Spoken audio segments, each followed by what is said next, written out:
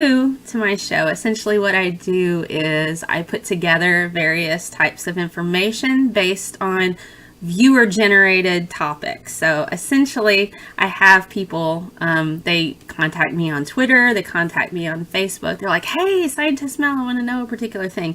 And usually I have a poll up and everybody votes on what I talk about. Cognitive bias has come up regularly in regards to decision making. And so today we're going to talk about all of the different types of cognitive bias and how that kind of messes up the way we think and interact with others. So let's get started.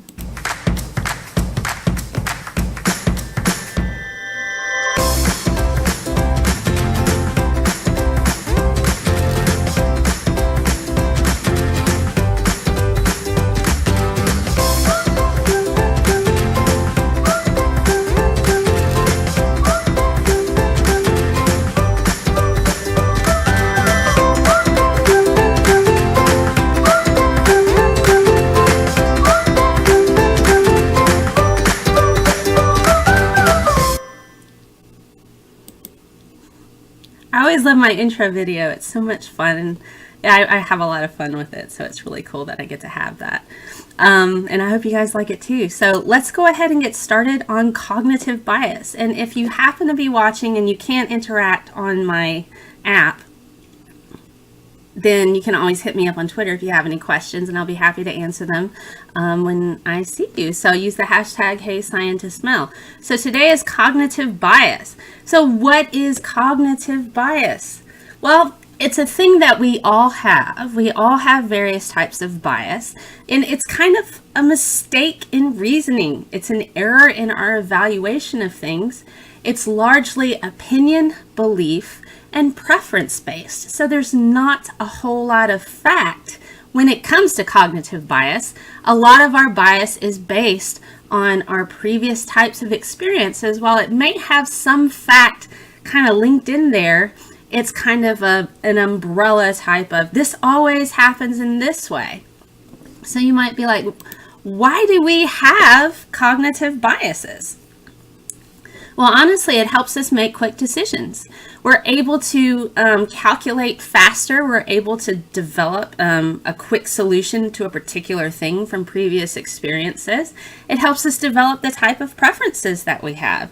And, you know, there's nothing wrong with that. Some people prefer certain foods. Some people have allergies. So we have a bias against certain things, especially if they're harmful to us.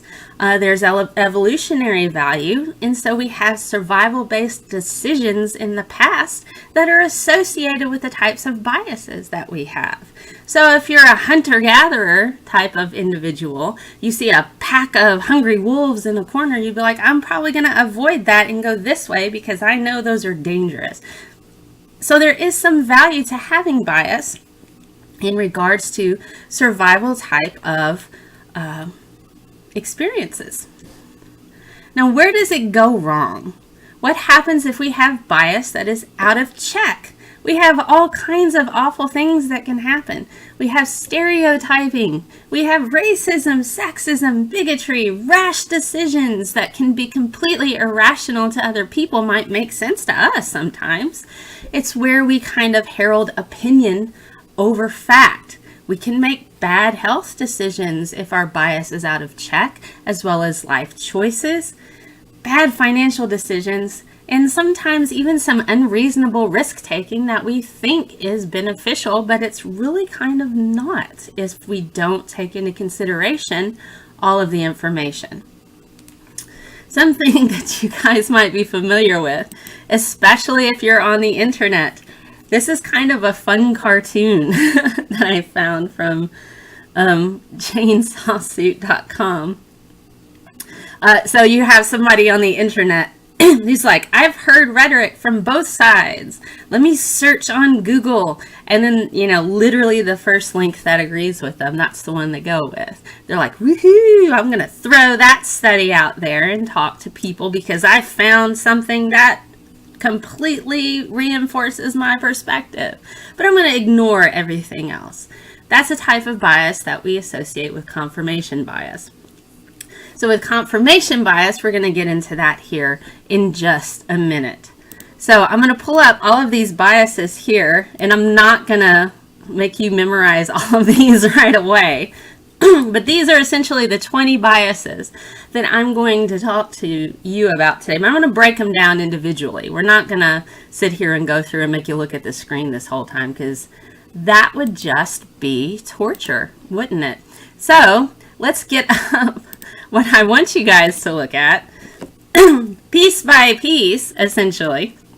The first one I want to talk about is anchoring bias. All right, this is where we kind of get over-reliant on a particular type of the first bit of info that we get. So we assume that the very first bit of information we get is factual. Rather than hearing everything else, it's kind of like, where did I hear the information first? And this was a problem, especially back in the day where reputation was extremely important. Whoever told you the information first is the one that is correct. So that's a type of bias, an anchoring bias we have to be careful with. Availability heuristic. That's where we overestimate the importance of some kind of information, and we see this often with anecdotal.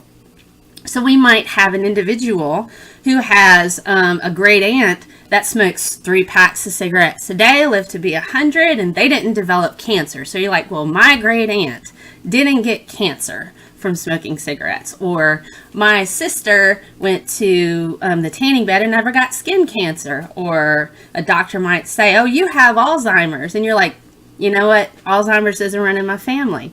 So it's got to be something else. So availability heuristic is taking information and over-relying on it and assuming that it's important. So we see it with anecdotal type of situations. Bandwagon.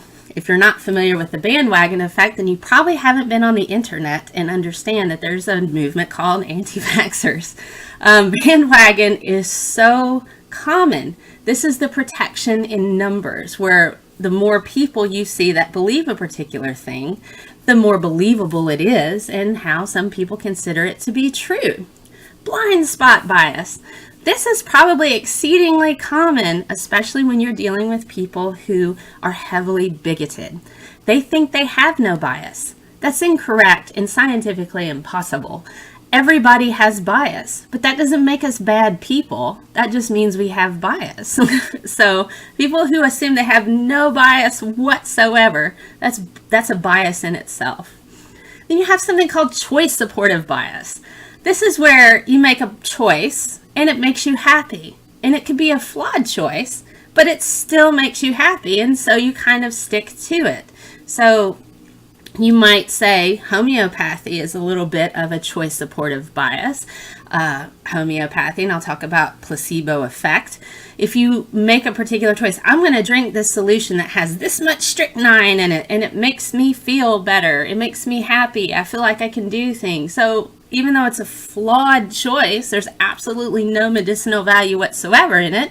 You pick it because it makes you happy. Or if you have a dog that is never mean to you or your family but bites other kids in the neighborhood, you're still going to choose your dog, even if it's a flawed choice that your dog is mean to everybody else. So that's kind of an example of choice supportive bias. So these kind of go together, these particular ones. We have clustering illusion, confirmation bias, information bias, ostrich effect, and conservatism. So I'm going to kind of go through these a little bit quickly. You might be familiar with them already. Clustering or illusion. Our brains are fantastic. We tend to see patterns in entirely random events. This is why we're able to see faces in like wooden doors, or faces in mirrors, and we think, oh, it's a ghost. Or you might even see patterns in gambling. For instance, I've hit this jackpot. I know it's hit on the diamond 4 times, and then it hit on the 2 diamonds 3 times, and then it'll probably hit on all 3 diamonds 2 more times. So you're trying to find patterns in entirely random events. Confirmation bias. This is one most people are familiar with. This is where individuals only accept evidence that supports their perspective. So they'll ignore any other forms of evidence that are opposing their particular views and accept the ones that do. Conservatism.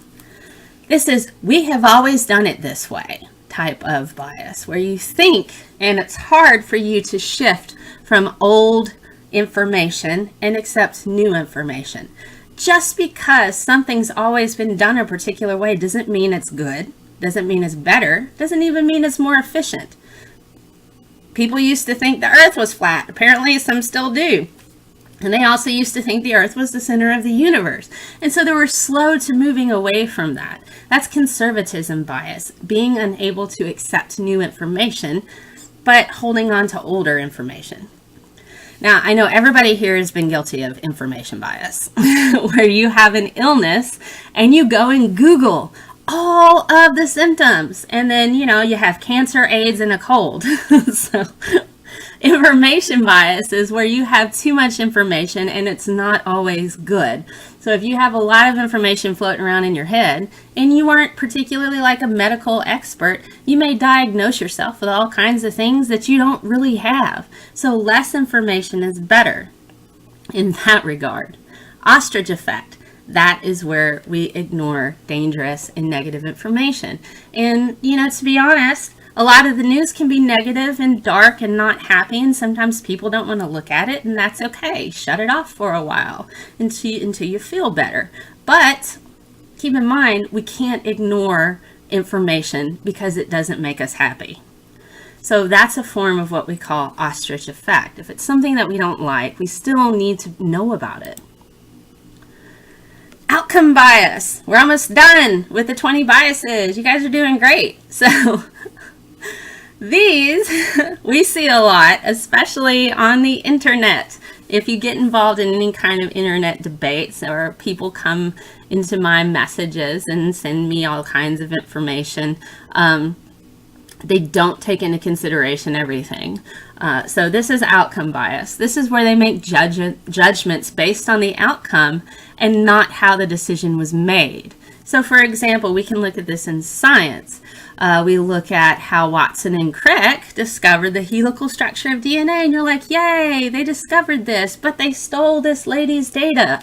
But they discovered this, but they stole Rosalind Franklin's information. So people might say, well, it's good that they discovered this, and, they did steal her stuff and all, but, this is important. So the judgment based on the Nobel people, they didn't offer it to her after she had passed away, because they don't normally do that sort of thing, but we know that they have. So the judgment was based on the outcome and not how the decision was made. People often do this with gambling, and if they get a clean bill of health, they're like, well, I had unprotected sex with all these people and I still don't have an STI, so that's okay, yay for me. And you're like, well, you still need to take precautions and you need to be careful. And just because you won all that money on that horse race doesn't mean gambling was a wise decision either. So this is outcome bias.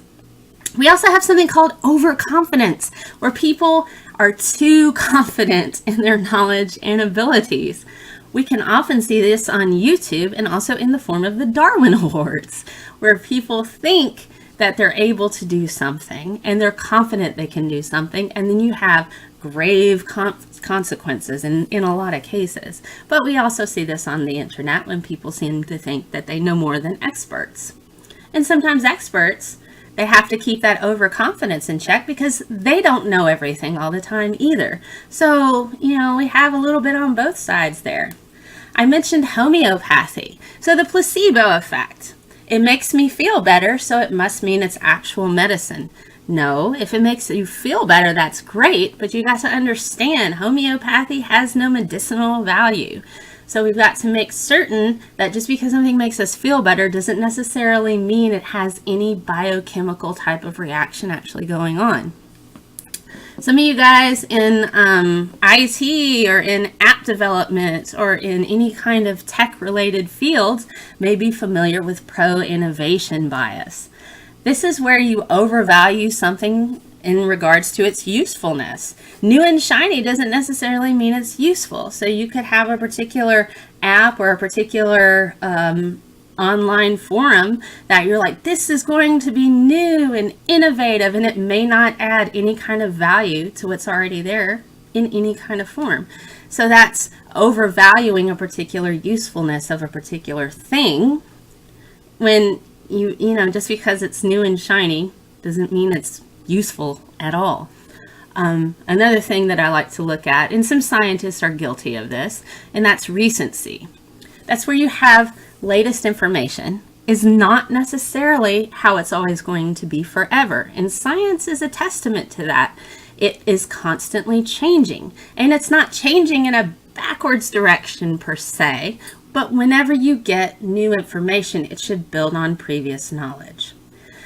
Now, some people might just exclusively stick to what the new information is and not pay attention to past studies. Past studies are still useful. We need to know where we came from. So old information isn't always bad. It depends on what it is.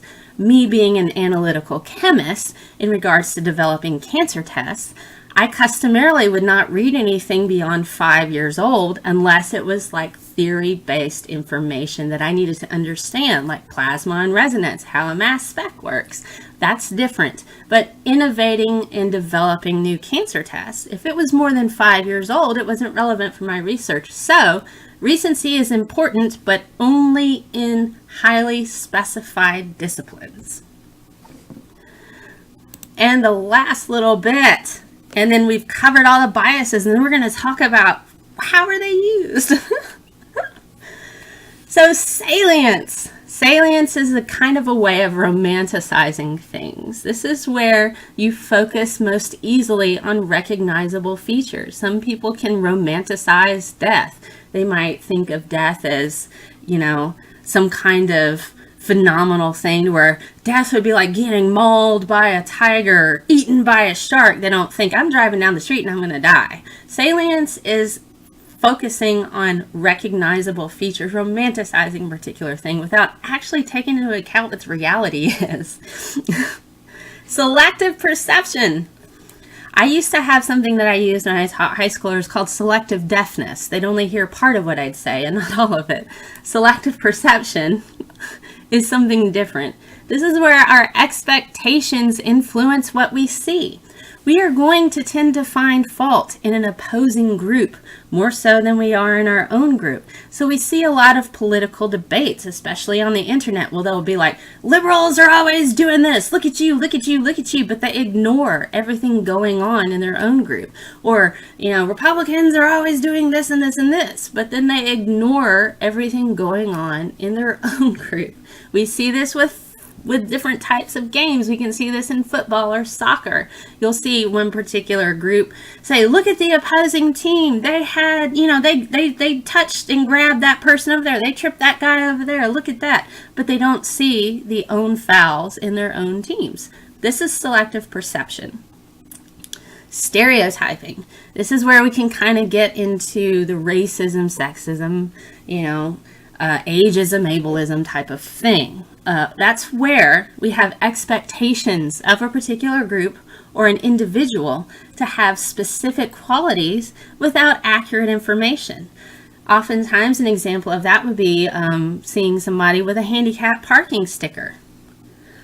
You say parents don't want to face facts about their kids. Yeah, sometimes that's the case too. And being a former educator, I have seen how some parents wanted to place a lot of responsibility on me on their child's behavior. And so that it's you have to be very cautious in the type of dialogue you use in regards to those type of meetings.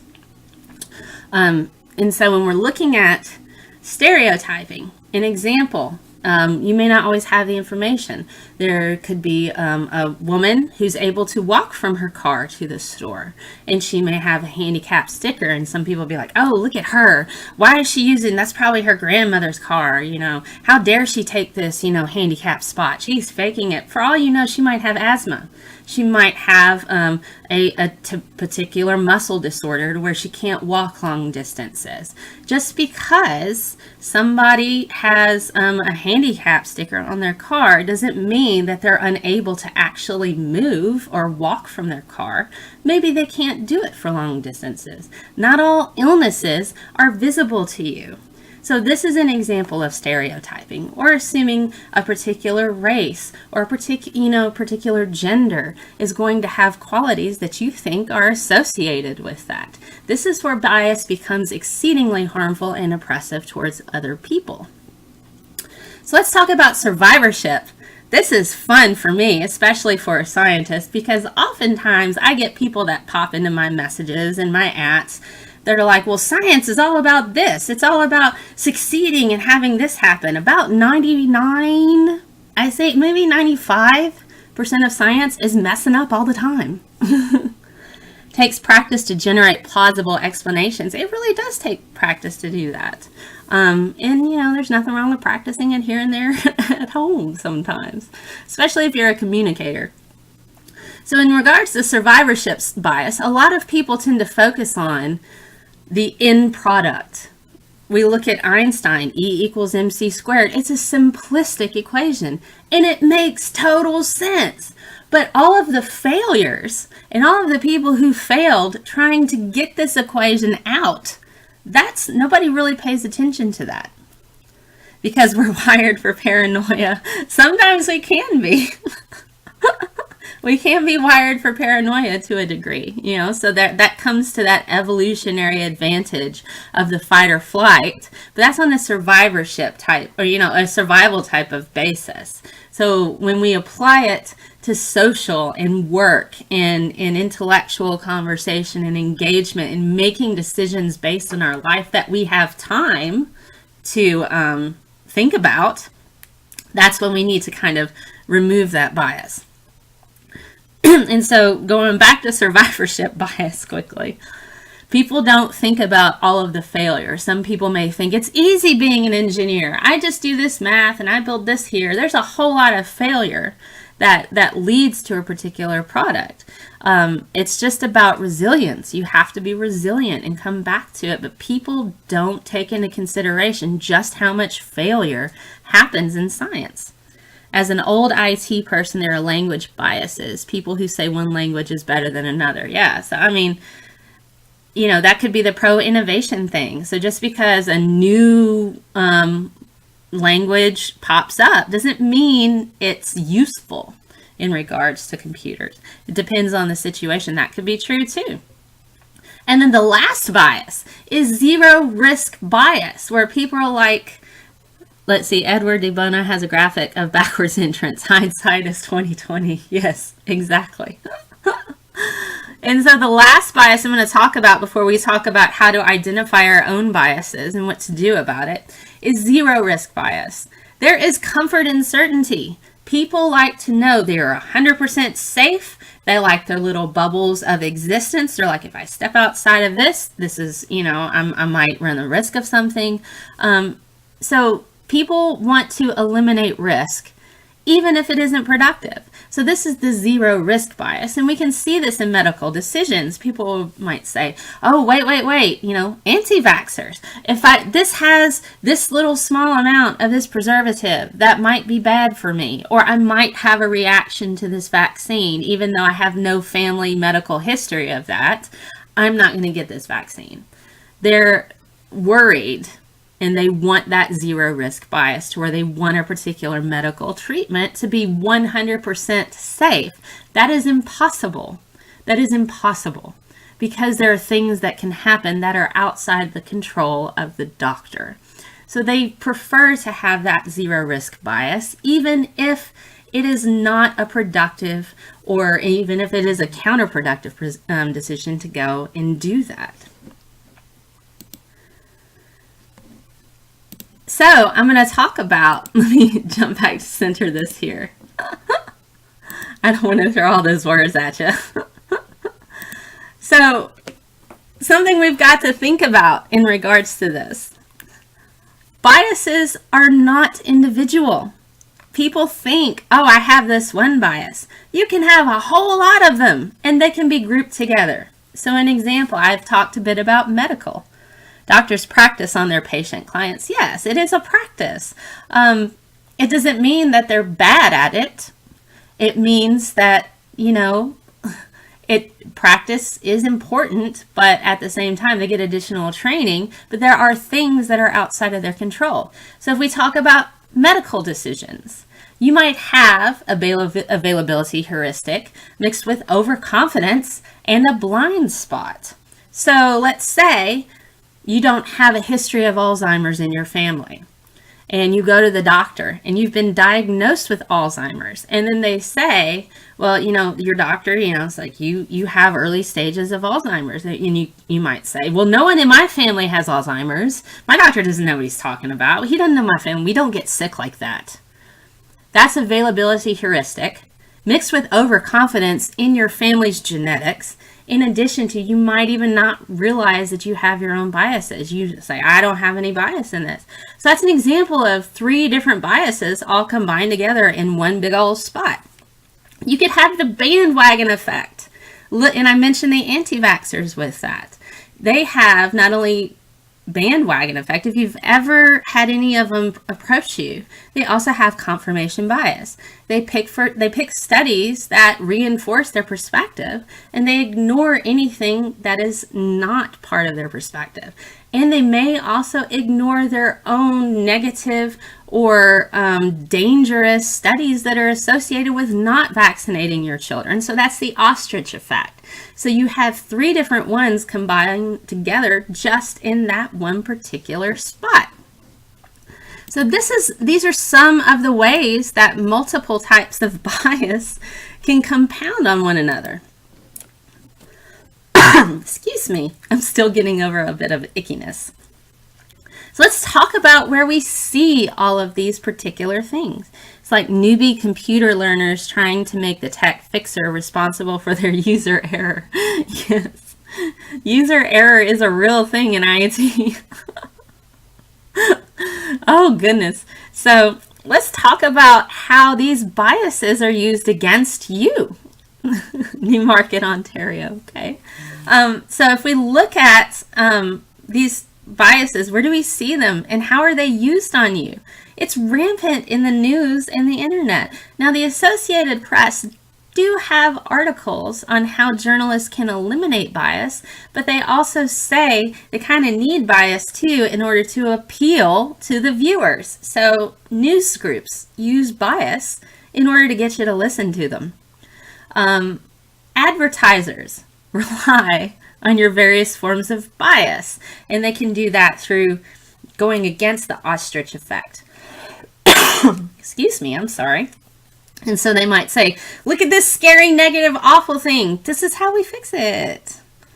And then they kind of downplay. We see this also with medications in regards to advertising. Do you have this particular pain? Well, if you get this will take care of all of it. But shh, don't listen to all these side effects over here. Let's talk about how to negotiate to communicate with confronting bias. Well, yes, this is what we can do too. And then the other way, people in power can use their bias. As we see, they can use it on individuals in the form of stereotyping, which is where it becomes very problematic, especially when we get into the bigotry and the sexism and the racism and the things like that. So let's talk about how do you recognize your own types of bias. So I'm going to pop over and talk about, I'm not going to make you look at all those words. So let's talk about your own biases. All right. So everyone has it. Everyone has bias. And we need to keep that in mind. That doesn't make us bad people, but we've got to keep it in check. And it's really easy to spot other people's bias, but it's harder to spot our own. And so that's one thing that scientists have a hard time with, but the thing that we do is we use instrumentation and peer review to overcome bias. You suspect selective descriptive words and metaphors. Well, when you're dealing with individuals who have a particular bias, if you know what they are and you know what your bias is, there are ways to communicate facts to where you can utilize their biases to help them understand your perspective. That takes a lot of self-awareness, though, in understanding what the biases are. So that's where you have to kind of educate yourself. Now, scientists, in order for us to overcome our bias, we rely on repeatable data to show us what the truth and facts actually are. And in this regard, scientists are held to a higher standard for honesty for this reason. So they're expected to not lie, to not commit fraud. That's why there's steep penalties, including jail, for scientists who lie. And so we have to, as scientists, address our own bias. So when you're working or you're talking to an individual who has a perspective that you feel is might be harmful, maybe they're racist, maybe, but they're willing to listen to you, it's important to understand their perspective and to understand what they're basing their decisions on so you can address it. That's one way to interact with somebody when you know what their bias is, whether it's stereotyping, an ostrich effect. You have to understand the ostrich effect is based in fear. So if you kind of understand where these particular biases come from, people tend to hold on to their biases because it makes them feel better. And we know this because that's why people, well, we've always done this way. There's comfort in routine. So you have to be willing to address where these biases are rooted. They're rooted in fear. People choose them because it makes them feel good. So you've got to keep this in mind. Was surprised, realized you had a biased assumption of lying from lazy-eyed persons. Well, so you thought that they were lying to you because they had an eye that didn't look directly at you all the time. Okay, well, people, as long as you understand what your biases are, it's easier to keep that in check. And it also helps you to be able to have a little bit of empathy. And it's hard to do. Oh, okay, yes. It's hard to do sometimes, especially when somebody is so opposed to a particular view that you may have. And if they have a harmful one, it makes it even more difficult to kind of dismantle that fear. But you've got to understand a lot of bias is rooted in fear, and people hold on to certain biases because it makes them more comfortable. So how do we eliminate bias? What do we do to eliminate it? It can be an entirely scary thing for some people. So we want to avoid bias without it being an inherent issue. So I'm going to go back to my centered so you don't have to stare at words the whole time.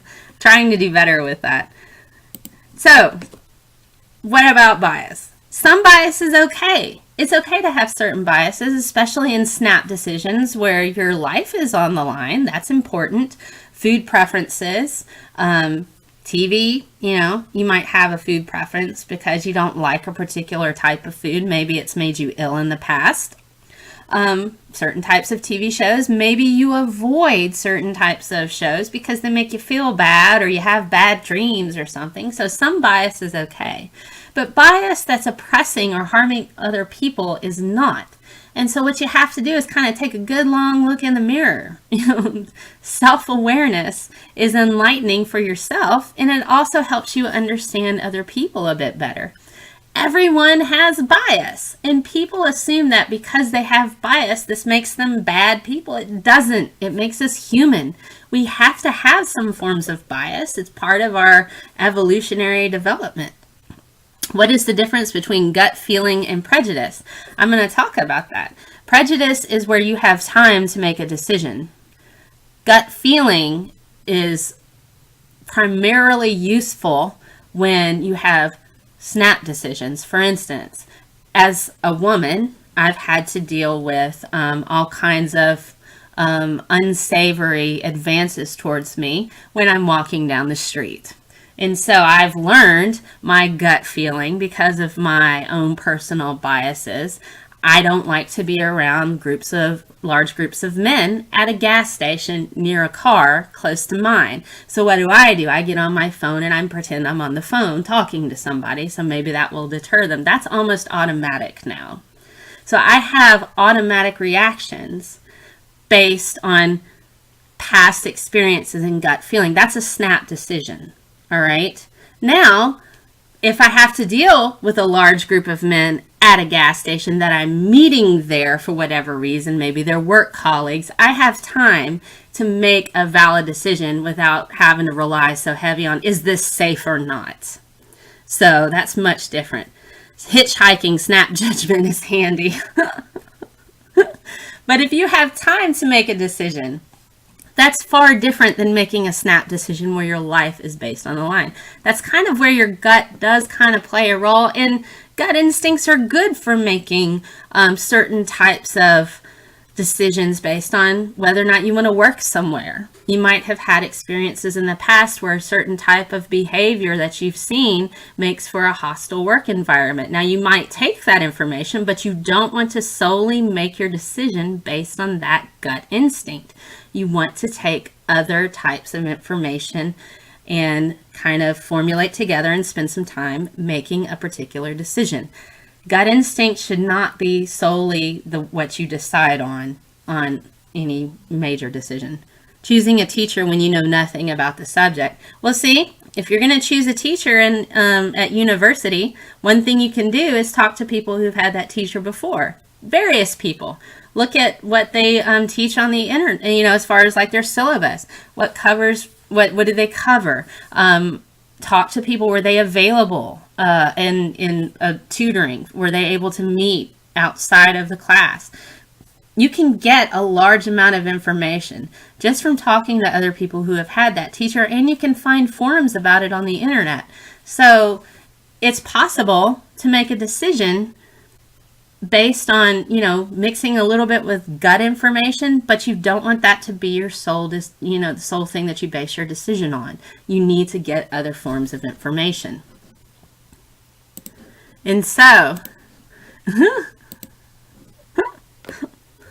your best teachers had very different stories from students, and that can be the thing, but if you get consistent stories from a particular, about a particular teacher being one way, then you're more likely to have an accurate type of thing, an accurate idea, like maybe this is not the best teacher for me. So you might be like, what are my biases? I don't know what to do. What am I going to do about biases? This is a scary thing. How are we going to handle that? And so these are all valid questions. You might be freaking out because best teachers tailored their approach. Yeah, that's true. So what can you do to determine your bias? Well, to be honest, Harvard has a bias test that you can take. There are various different educational resource sites for teachers because teachers have to eliminate bias when it comes to educating their students.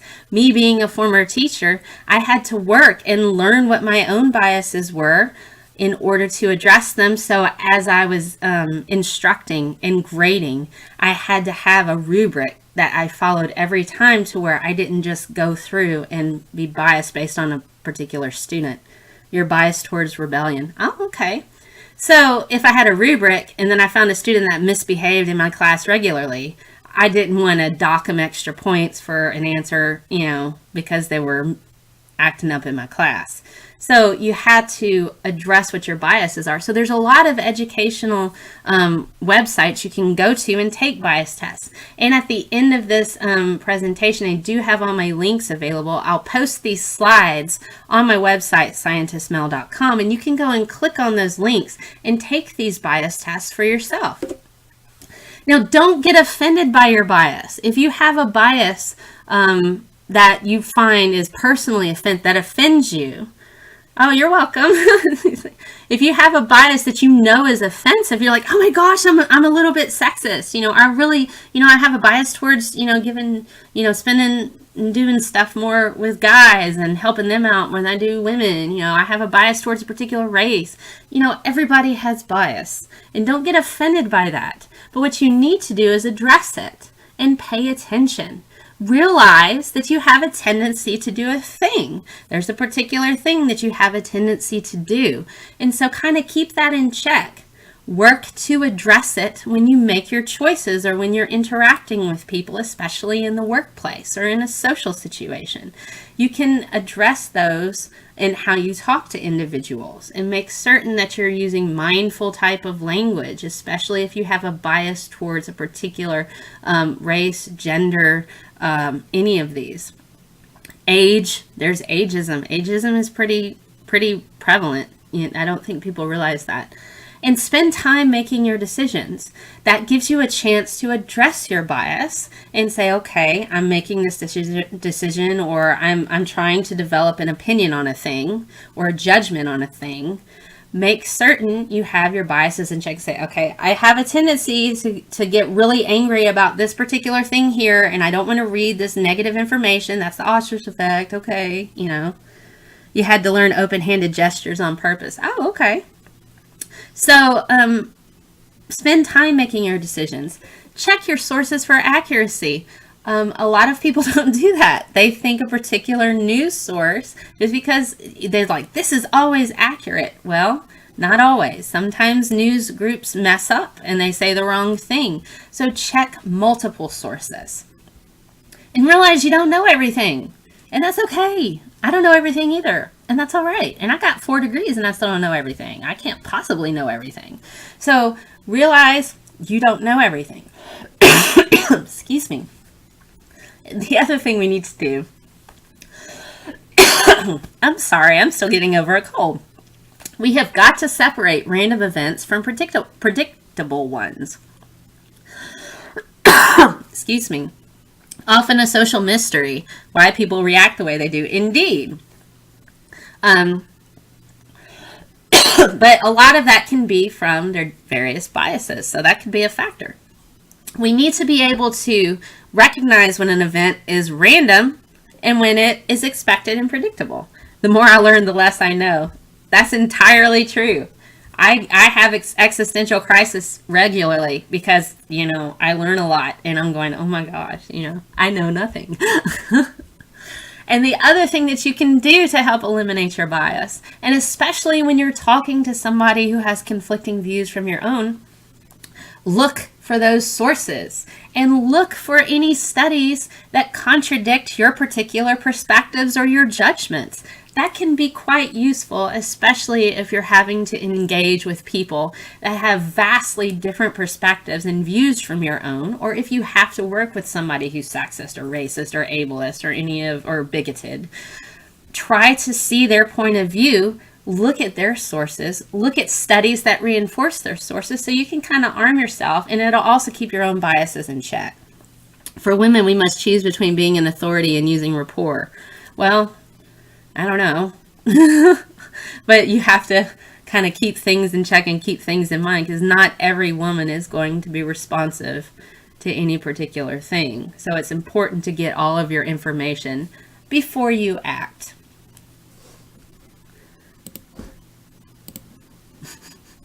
So our last bit to kind of wrap up here. This has been a really, really, really cool talk. What is cognitive bias? It's a mistake we have in reasoning. It's error in our evaluation. It's opinion-based, belief-based, preference-based. We hold on to our biases because they make us feel good.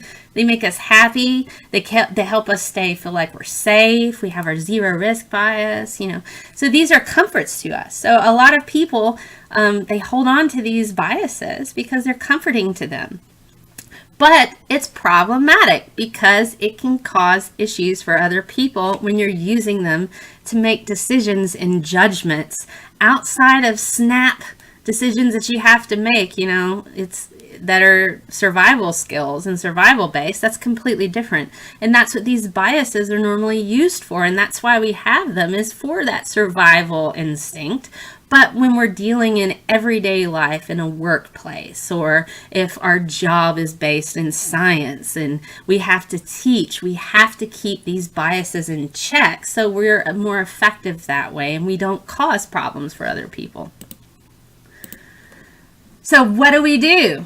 We check our sources and we need to learn what our biases are. Bias doesn't make us bad people. They don't make us bad people. Don't confuse me with facts when I've already decided. Yes, that's challenging. Then you have to ask, why have you made this decision? What have you based this decision on? Because I'm curious. I want to learn more about you.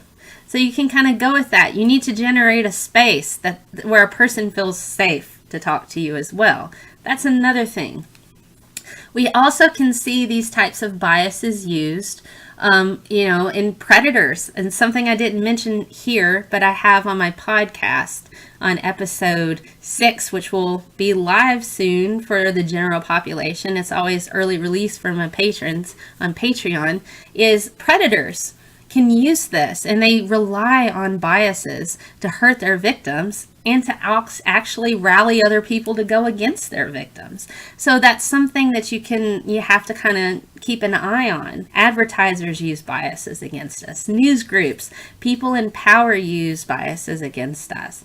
And more recently, we see in the news about, Harvey Weinstein and these other individuals that were in places of power, that other people knew what was going on, but they kind of just turned a blind eye to what was going on. And these predators can use these types of biases. Well, he was nice to me. He didn't hurt me. Maybe he's not such a bad guy. Availability heuristic. That's what that is. He didn't hurt me personally. He was always nice to me. Maybe he's not such a bad guy. And also ostrich effect. Being Wrong by Catherine Schultz has answers. That's cool. I'll have to check that out. So we need to make sure we understand what our biases are so they're not used against us as well. And we don't want to fall victim to them.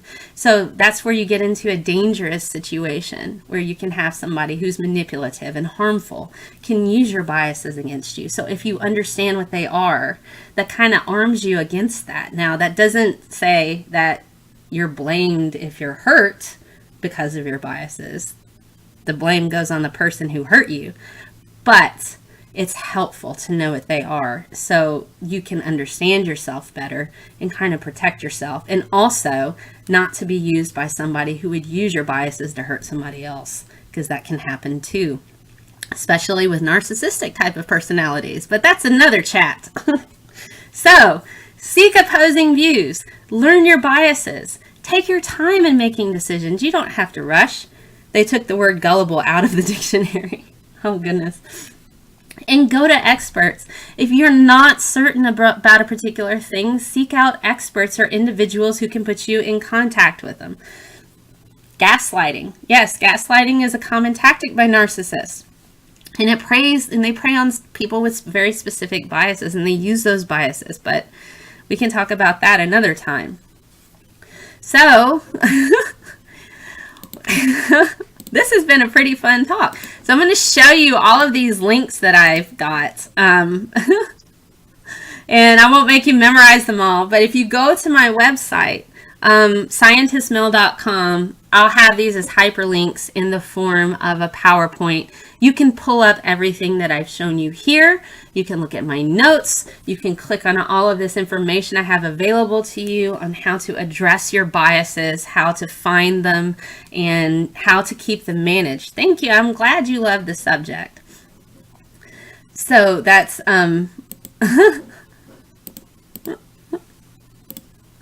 here we go, hopefully.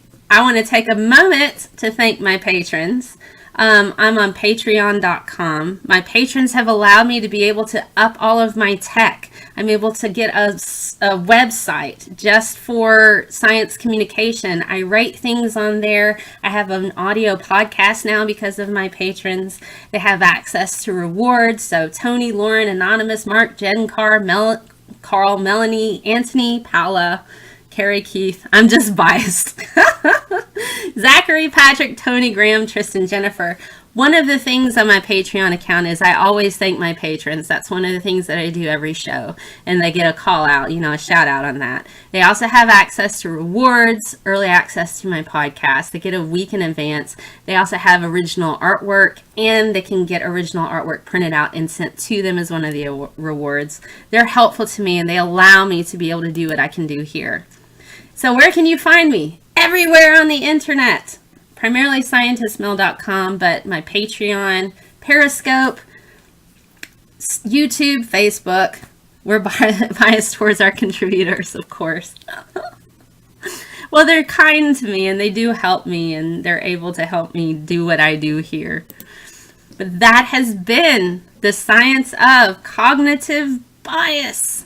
Hopefully you learned something. If you have any questions, you can message me on scientistmail.com. You can find me on Twitter. Use the hashtag HeyScientistMail, because I'll wake up on any given morning and have 100 ats from people who have tagged me in conversations, and I'm trying to catch up. But if you have a question about any of my content, hashtag HeyScientistMail. You can find me on Facebook, YouTube, Twitter, and also my website has a contact option for email.